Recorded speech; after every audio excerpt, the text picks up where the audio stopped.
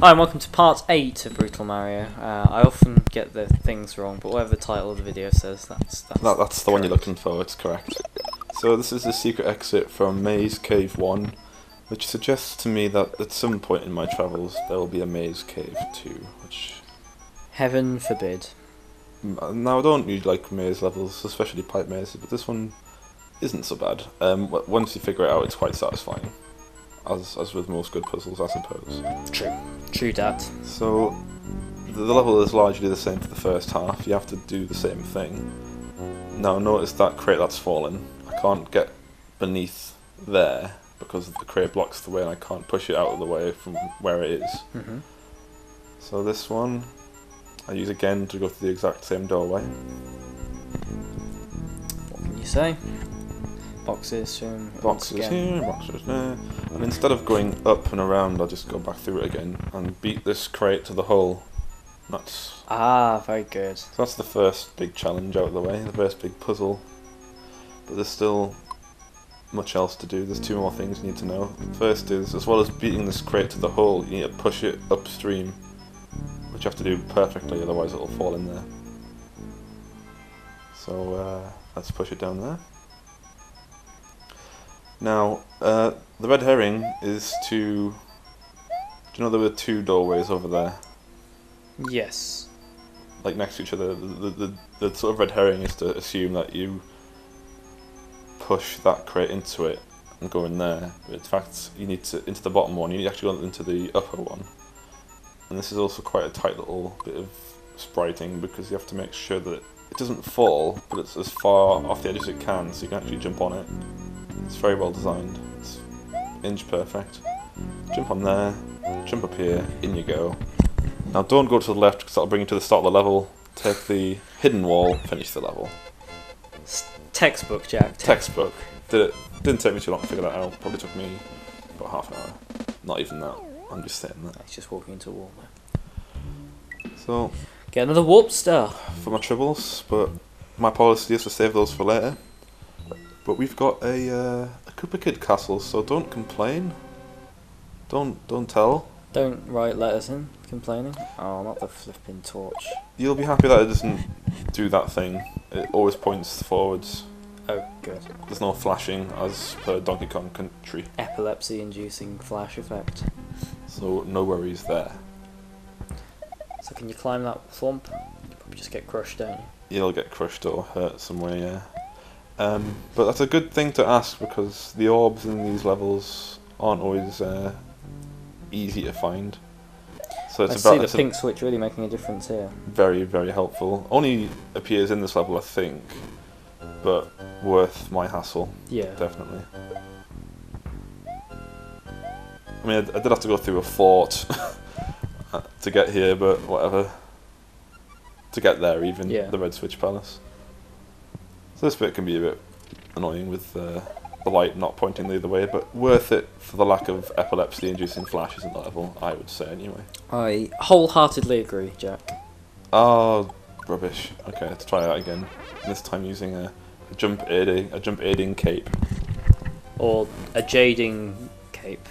I call it a novice cape because it makes jumping sections easier for people who aren't used to the game.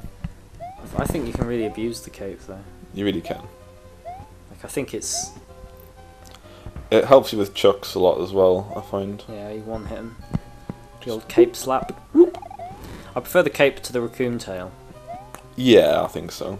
I mean, there's something quite nostalgic about it though. I think in the new DS game, Super Mario, I think it's just called Super Mario, so for the 3DS, which is more like Super Mario Galaxy but on a handheld.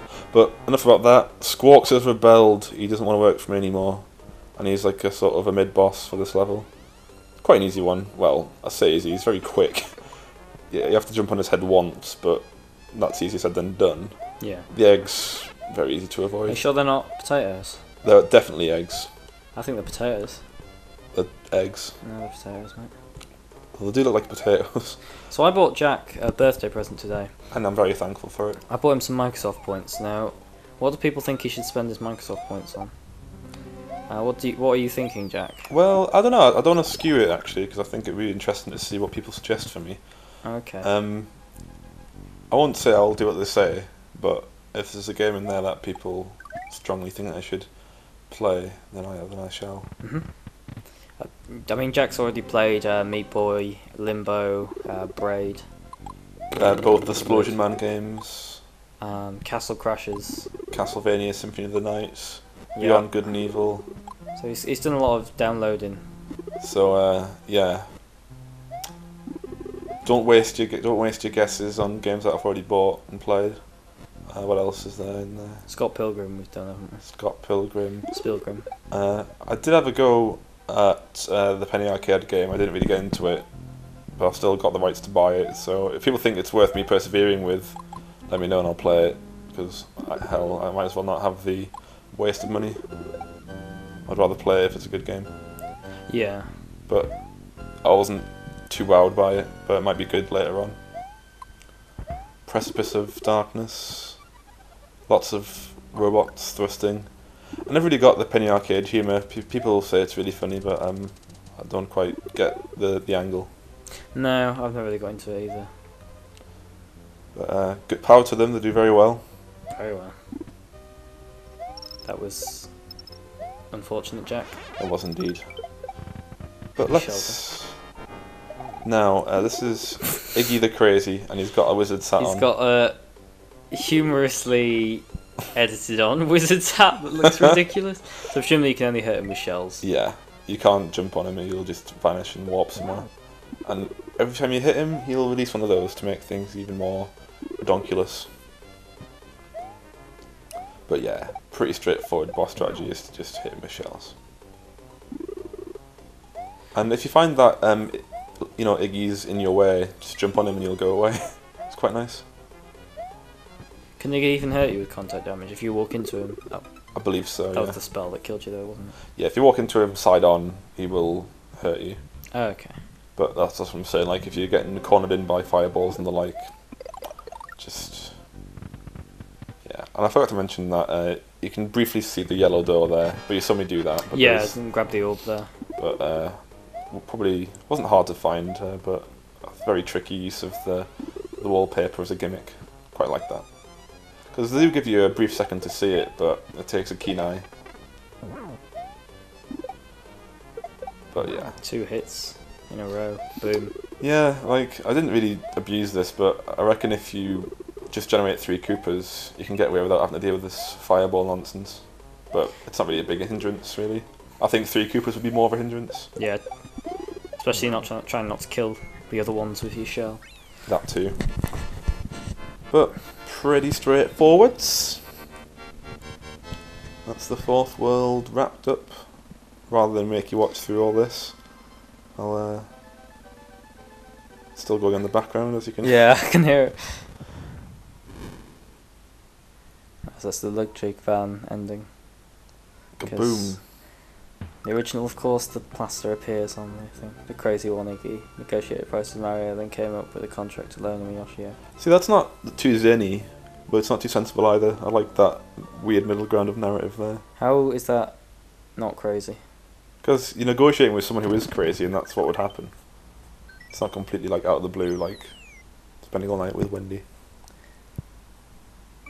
So back to the game. One more level in this episode, which is the Dread Humming Bill, but it's quite straightforward because I've got this again, the Invincible Woodman Shield. But I guess the idea is that certain bullet bills home in on you. Yeah, the ones that flash red will fire like in your direction and will stop, and then will re-fire themselves at you. I will get rid of this shield at some point to show off that happens, just so.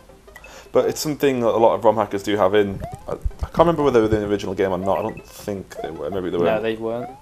But unless they were like on the data, but not actually in the game. Yeah, but like you do see them a lot in ROM hack videos. But I think unfairly so they're abused. I think. But there you go. I've never seen them before actually. I see them all the time. I see why you get the Woodman shield. Like I just feel that you wanted to show off the humming bill, but not to actually make the game impossibly difficult with it. But there you are, isn't that lovely? Completely straightforward level, very difficult to die on unless you fall down a pit. Or can you fire your shield?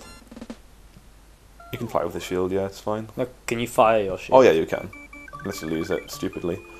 But we'll do Fort of Gravity in the next episode, episode 9, and we'll see you then. See you then. Goodbye.